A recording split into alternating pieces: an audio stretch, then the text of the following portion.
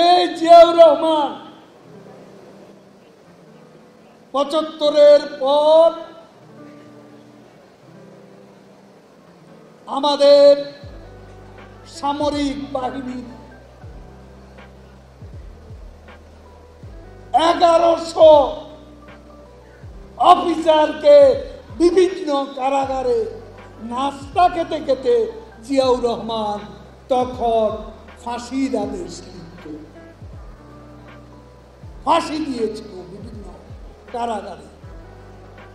অনেকে বলে বঙ্গবন্ধু স্বাধীনতা বিরোধীদের ক্ষমা করে দিয়েছিল, এটা সত্য না।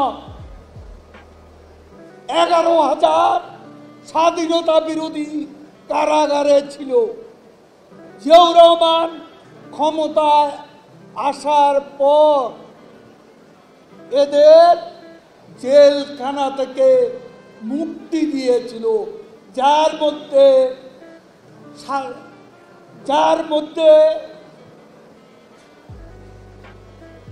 মানবতা বিরোধী অপরাধ, যুদ্ধাপরাধের সাথে জড়িত ছিল ৭১৩ জন দণ্ডপ্রাপ্ত। এদেরকে মুক্তি দিয়েছে জিয়াউর রহমান। সেই ইতিহাস কি ভুলে গেছে?